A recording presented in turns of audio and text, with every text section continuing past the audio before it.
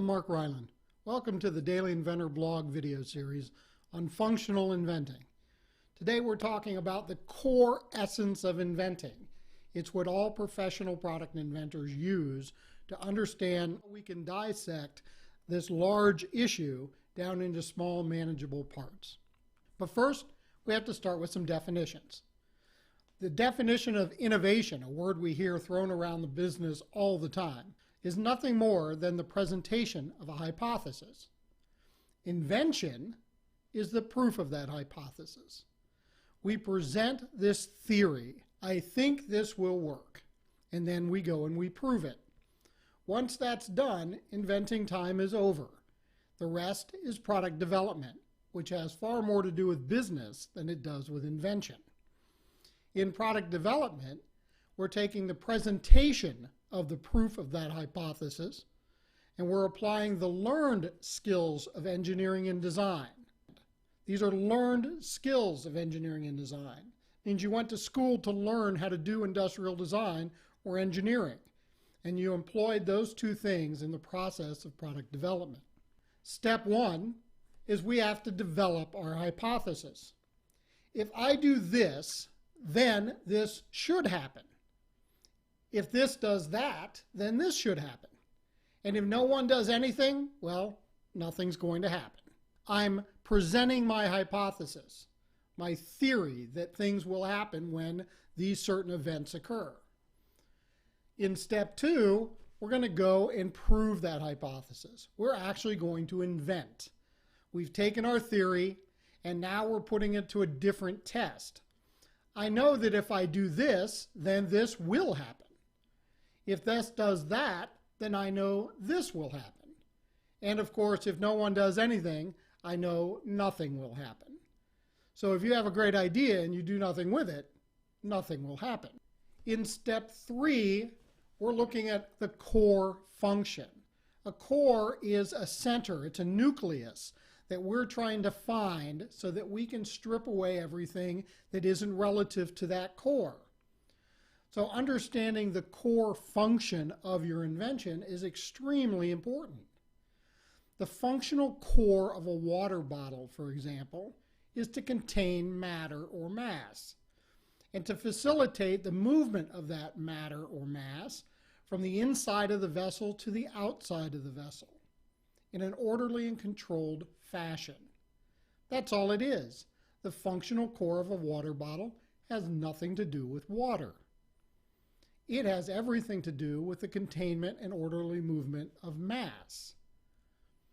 In step four, we have to wrap that core function that we now understand into a product that consumers can relate to and they can use.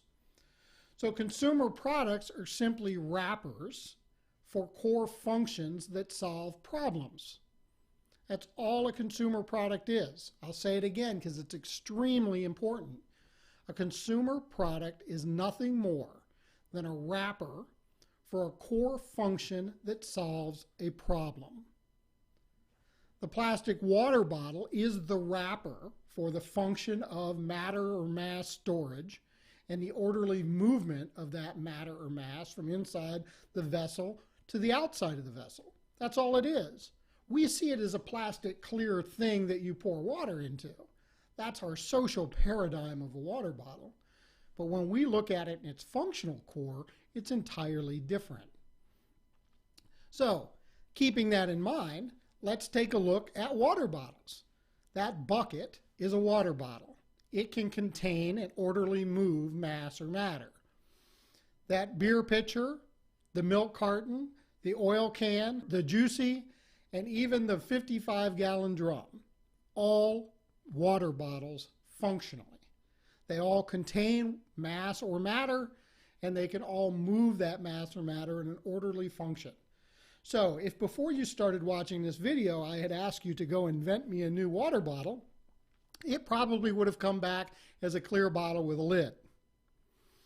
Now, when you understand the core function of that water bottle, you strip away the social paradigms of what your mind believes a water bottle should look like, and you're more free to create a water bottle that simply matches these functions. Now, we may change what the whole world thinks is a water bottle simply by stripping away this mental image that we've convinced ourselves is a water bottle. When we apply this to other things, in fact, other products, we see very quickly that the same theory holds true. A chair has a core function of levitating mass. So I would submit to you that, in fact, my desk is a chair, or a paint can is a chair, or my TV stand is a chair, all of which are capable of levitating mass. The core function of a boat is to transport and protect. I would submit to you that anything I can get to float will protect its contents and transport them. So any of those things are in fact boats. And the rowing machine is simply there to provide muscular resistance. If you look around your home, you will find 1,000 things that can provide the same muscular resistance. So in essence, they are rowing machines. The most important thing we can do as functional product inventors is understand this core, because it allows us to unshackle our minds, to take away all the social paradigms we grew up with and we live with every day, and to apply these simple standards of function to the things that we're inventing.